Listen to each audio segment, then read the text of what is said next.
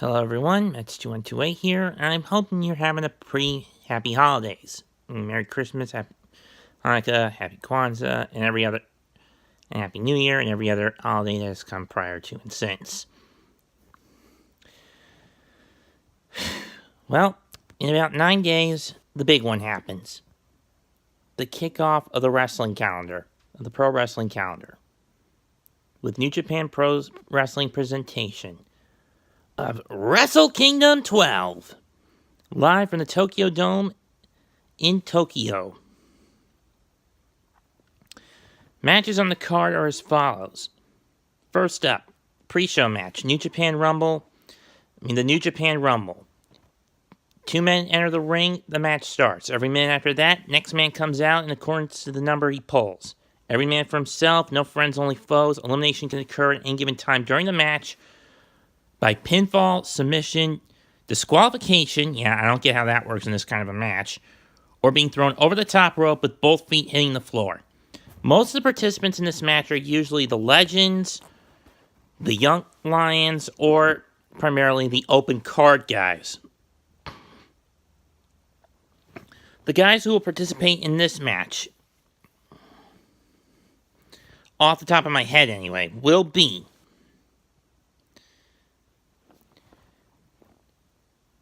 Kitamura, Oka, Hanare, Kawato,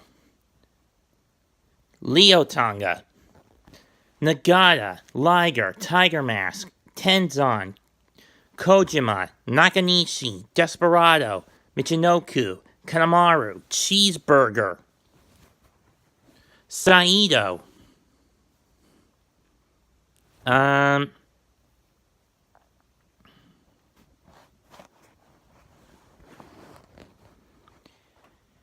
be honest, I don't know who else they could put in this match.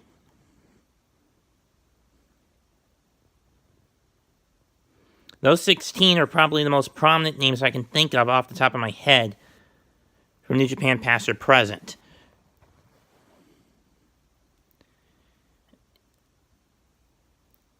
And my pick to win is going to be a pretty tricky one.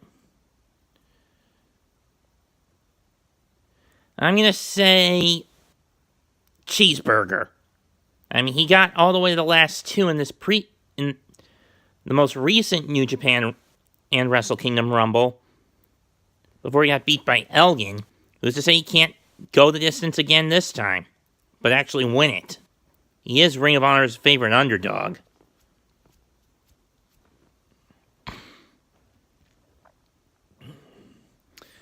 IWGP Junior Tag Team title match. Roppongi 3K, the defending champs representing Chaos, take on the Young Bucks, who represent the Bullet Club. I say it's going to be a super kick party all around. The titles change hands for the third year in a row, and the Young Bucks become a record-breaking 7-time IWGP Junior Heavyweight Tag Team champs as a tag team. Individually, Rocky Romero, the Roppongi 3K's manager, holds that record at 8.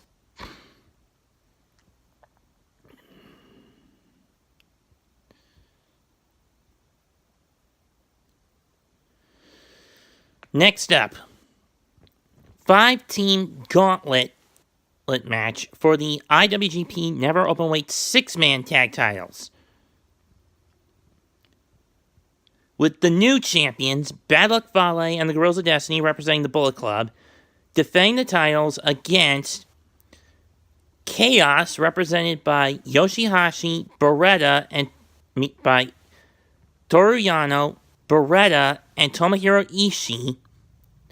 Suzuki Gun, represented by Takashi Iizuka, Taichi Ishikari, and Zack Sabre Jr.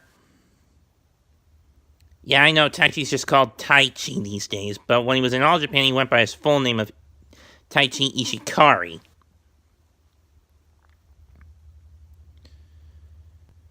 But anyway, Taguchi Japan, represented by Ryusuke Taguchi, Juice Robinson, and Togi Makabe, kind of shocked me. I would have expected Dave Finlay Jr. to team up with Taguchi and Juice, but whatever. And finally, Michael Elgin and War Machine, Ray Rowe and Hansen. I'm going to say that the Bullet Club comes out. I'm going to say Taguchi Japan's team of... Yeah. I'm going to take Suzuki-gun to win this one. Especially if Desperado's out there as the handler for Iizuka, which he usually is.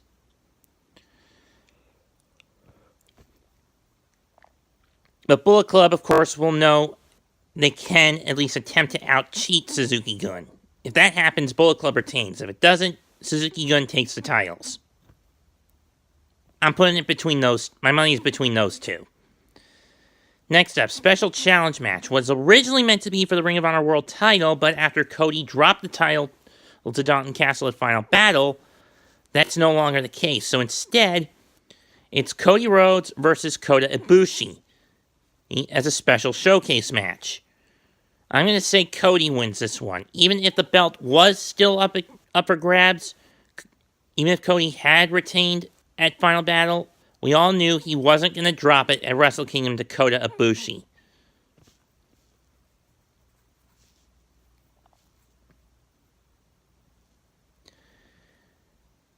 Next up, IWGP Junior Heavyweight Singles title on the line. Fatal 4-Way. The challengers. There's our champions 76 through 78. Kushida, who was the 75th and 77th World Junior Heavyweight Champ. Hiromu representing Taguchi Japan. Hiromu Takahashi, the 76th Champ, representing Los Ingobernables de Japón. And the 78th Champ, the Aerial Assassin Will Ospreay, representing Chaos. They go to battle with the 79th and current Champ, representing the Bullet Club, the villain, Marty Scurll. Now, I believe next Thursday night is going to be a big night for Los Ingobernables de Japón. So I'm going to say the ticking time, and that huge night starts off with this. The ticking time bomb walks out the junior champion, taking advantage of all the confusion. I mean, they put the belt on at this past year's Wrestle Kingdom. Maybe they'll do it again at this coming Wrestle Kingdom. This coming year's Wrestle Kingdom. I mean, the belt has swapped hands, I believe, for each of the past 4 Wrestle Kingdoms. Going from Prince Devitt to, I believe, Kota Ibushi, then to from Ryusuke Taguchi to Kenny Omega, then from Kenny Omega to Kushida, and then Kushida to Hiromu Takahashi. This year, I say it's going to be Marty Scurll going in the champ, but walking out will once again be the taking time bomb, Hiromu Takahashi.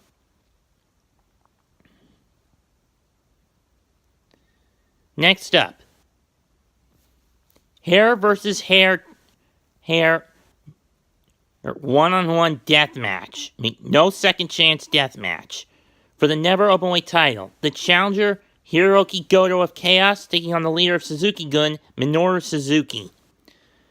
Now, we all know Suzuki is not one who isn't above allowing his goons to pick apart an opponent and do the dirty work for him once the referee's down. I mean, it's pretty much how he won the title off Goto back in April in Hiroshima, and has held on to it ever since. Now, after Goto got a victory over Suzuki in a tag match, I believe it was, Goto demanded, especially after a power struggle, I think this was during the tag league, that he gets another rematch against Suzuki. Suzuki said no because he doesn't have anything to gain out of it, so Goto put his hair on the line.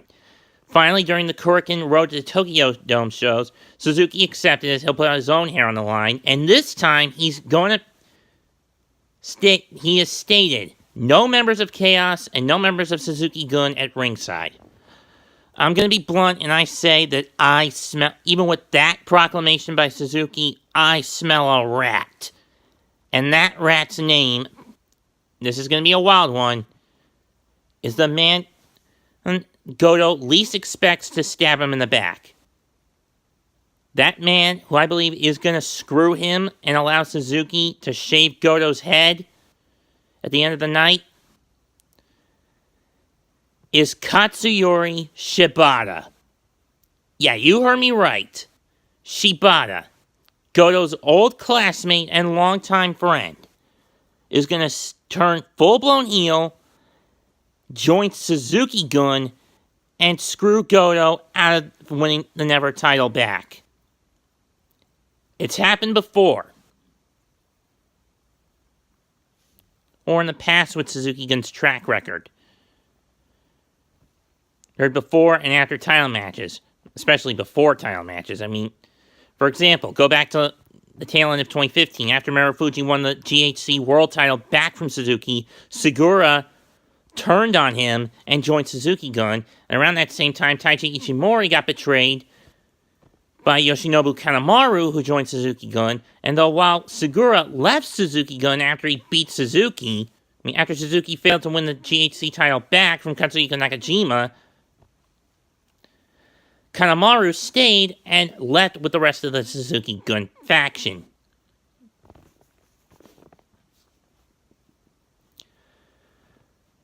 On the other hand, with Shibata pretty much being told he probably won't wrestle ever again, this scenario is unlikely, so I'm going to say Hiroki Goto walks out never openweight champ for a second time.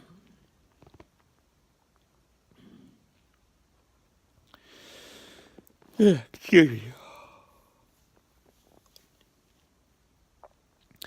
IWGP Heavyweight Tag Titles go on the line. The challengers and winners of World Tag League 2017, Evil and Sonata representing Los Ingobernables de Japón, take on Suzuki-gun representatives and IWGP Heavyweight Tag Team champs, Davey Boy Smith Jr. and Lance Archer, the Killer Elite Squad. I am taking Evil and Sonata to win the titles. They've shown great deals of tag team chemistry, and now they're no longer the never openweight six-man champs. That frees up Bushi to focus on the junior division. Actually, Bushi I could see being in the New Japan Rumble, but it's not likely.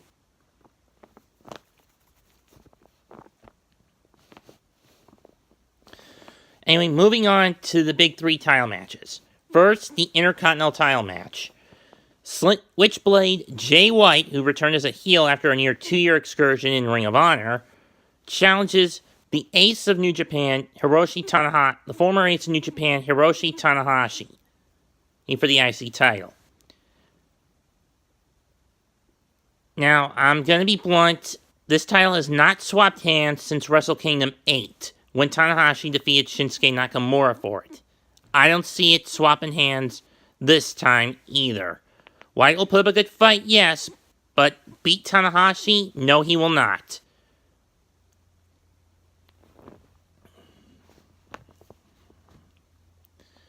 So yeah, I say in this match, go ace. Tanahashi retains the title. Now for the shocker match. The semi-main event. No DQ for the IWGP US title. Bullet Club's lead. It's Alpha versus Omega. Bullet Club, a battle between two Manitoba boys. Representing the Bullet Club, the IWGP United States Heavyweight Champ, the Cleaner, Kenny Omega, goes one-on-one with, surprise, Chris Jericho. And in the words of old Joseph Joestar, oh my God! Oh my God! When I found out about this during the Power Struggle event, that was my initial reaction. Straw blade, wood chipping. That was my first reaction to this. Now, granted, I know that Jericho splits most of his time, since he's in the tail end of his wrestling prime, between wrestling and concert tours with his band Fozzy.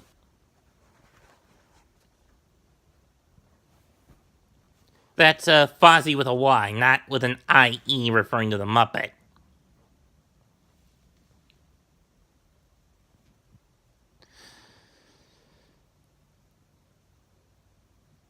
And after these two blindside one another, in one instance, Omega getting busted open like a stuck pig, I don't know who has the advantage. So if I had to be a betting man, if Jericho wins, I'm going to say that New Japan will never, ever, ever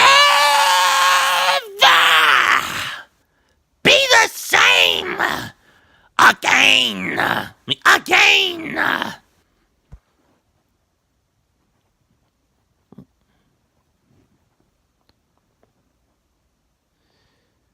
So yeah, Jericho walks out of Wrestle Kingdom 12, the new International Wrestling Grand Prix United States Heavyweight Champion, especially since it'll be the first time this title is being defended at this event. Finally, the main event for the IWGP Heavyweight Championship of the World, a match that got demoted to semi-main event status at Wrestle Kingdom 8. 4 years in the making. A match that has been 4 years in the making. On one side, the challenger, the leader of Los Ingobernables de Japón, Tetsuya Naito, the winner of G127, challenging on the other side of the ring, the leader of Chaos, the Rainmaker, the man who holds the record for both the single longest reign as IWGP Heavyweight Champion and by next Thursday night, the longest cumulative reign as IWGP Heavyweight Champion, Kazuchika Okada. However, on January 4th, 2018, Thursday night, January 4th, 2018, for Okada, I hate to say it, but time's up. His title reign comes to an end next Thursday. I foresee it. I don't have foresight or future sight, if that's what you're thinking. But if this storyline is to get the ending it deserves when it comes full circle, Naito has to win. Now, one could say, but Nets, how's he going to do it? Every other time, ever since the Wrestle Kingdom main event title match was made the prize for the G1 Climax winners during G1 22, none of the guys who have won the G1 have been able to win the world title, including Naito and Okada themselves. Naito having failed at Wrestle Kingdom 8, and Okada at Wrestle Kingdoms 7 and 9. I.e., challengers that win the G1 Climax are 0 and 5 at Wrestle Kingdom's main event. While that is true, that between the four men who have won the G1 Climax ever since the main event title match the IWGP Heavyweight title match was made the prize to the winner of G1 back during G1 22 in 2012. The four guys that have won the tournament, Okada twice, Naito, Omega, and Tanahashi once each, have all failed to win the title. I think for Naito this time around, second time will be the charm. So mark it down. Thursday, to cap off the night for Los Ingobernables, to cap off the night for his faction, Tetsuya Naito walks out the challenger into the Tokyo Dome, the challenger, but he walks out the 66th and new IWGP World Heavyweight Champion, capping off a clean sweep for Los Ingobernables de Japón. Lock it up. I'm taking Naito to win the title next Thursday. I'm out. Hope you guys have a good rest of the year. So again, Merry Christmas, Happy Holidays, Happy Kwanzaa, Happy New Year, and whatever you may worship and celebrate and worship. Peace.